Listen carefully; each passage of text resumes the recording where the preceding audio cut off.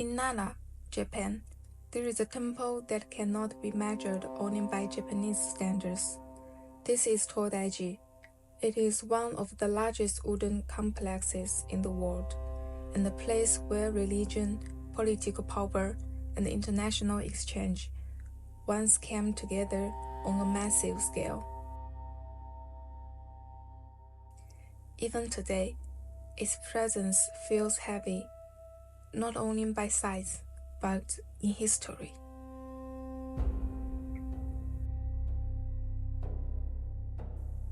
The story of Tōdai-ji begins in the 8th century, during the Nara period.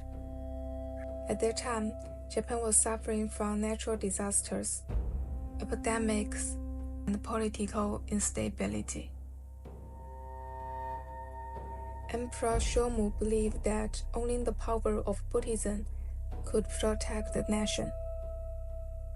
So he ordered an unprecedented project: the creation of a great Buddha to bring peace and stability to the entire country.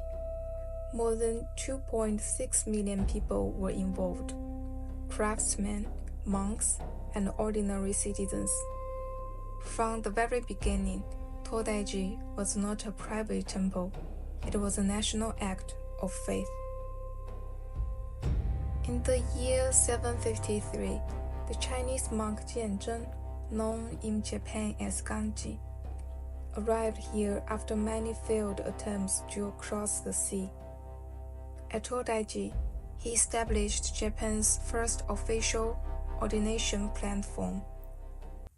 From this point on, monks from Japan, China, and the Korean Peninsula gathered here to study, teach, and debate Buddhism teachings. This was not just Japanese Buddhism, it was East Asian Buddhism, shared across boundaries.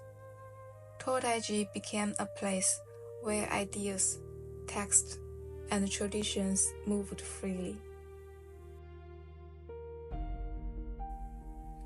If you look at the layout of Tōdai-ji, you will notice something unusual. The Great Buddha Hall stands at the center, with the buildings arranged symmetrically on both sides. This design is not accidental.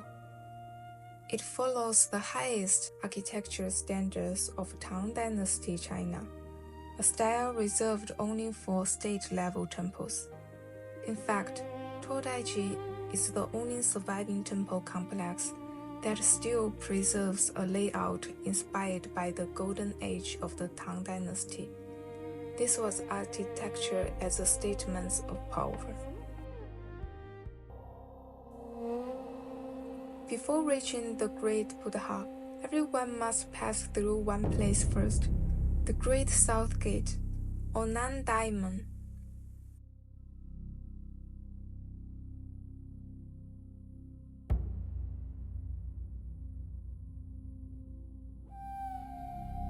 At 25 meters tall, it is the largest temple gate in Japan. But what truly commands attention are the figures standing beneath it. Inside the gate stand two massive wooden statues, the Kongoro Kishi, also known as the Neo, or Guardian Kings. Each statue stands over 8.3 meters tall and weighs more than 6.6 tons. They were carved in 1203 by the master sculptor Unkei and his workshop during the Kamakura period. Remarkably, they were complete in just 69 days. On the left stands Ongyo, his mouth tightly closed. This represents the end of all things. His posture is calmer, heavier, yet even more intimidating. On the right stands Agyo, with his mouth open in a furious shout. This represents the sound Ah, the beginning of the universe. His muscles are fully tensed, his body twisting with explosive energy. His role is simple: to drive away all evil before it can enter.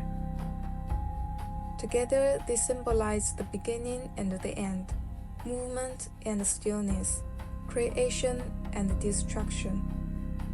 These are the largest wooden guardian statues in Japan, and among the finest examples of realistic Buddhist sculpture in the world. During the day, they remain half hidden in shadow, but at night, when the lights turn on, their expressions come alive. In front of the Great Buddha Hall stands something far more subtle, an octagonal bronze lantern. It does not draw attention. Many people walk past it without noticing.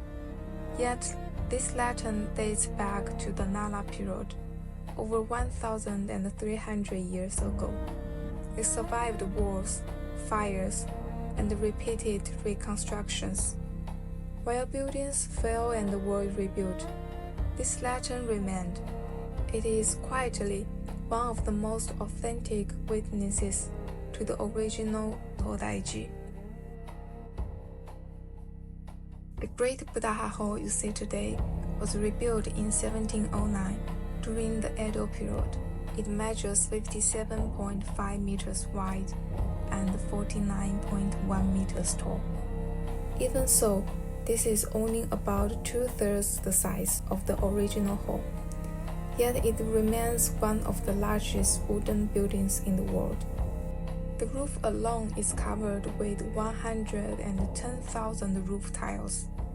Even after modern weight reduction, the total weight is said to equal more than 2,700 automobiles. This building is not just large, it is overwhelming.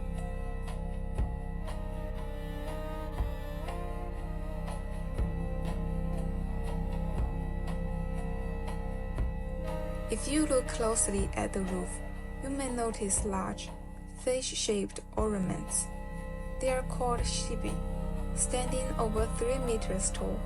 They come from an ancient Chinese belief that fish control water and water prevents fire. In a structure building almost entirely of wood, fire was the greatest enemy. Here, architecture and superstition and survival meet.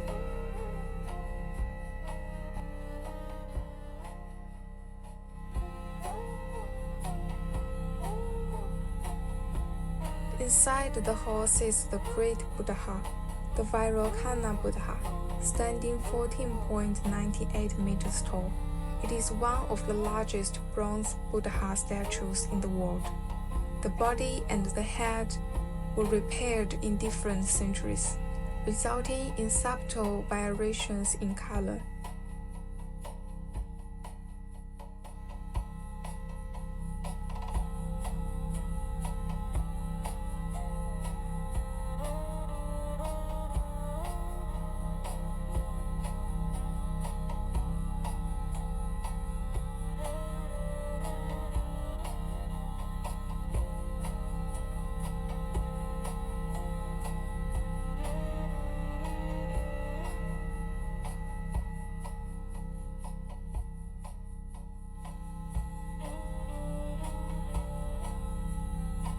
The lotus pedestal beneath the Buddha is decorated with 56 bronze petals, engraved with the cosmic Buddhist world map.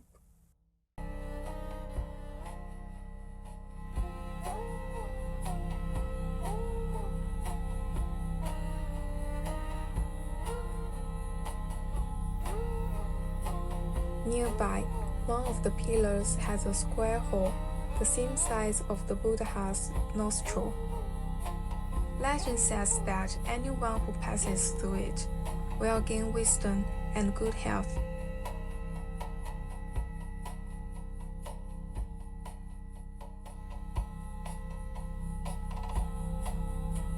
Tōdai-ji is not great simply because it is large. It is great because it represents a moment when an entire nation and the entire region believed in something together.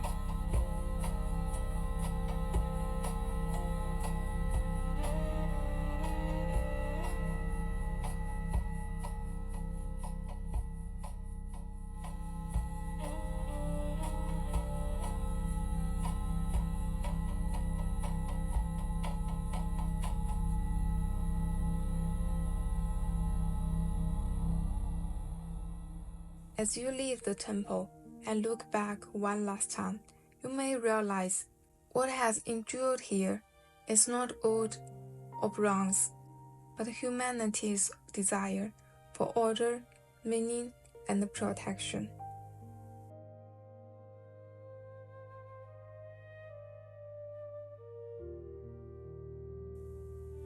Thanks for walking with me today.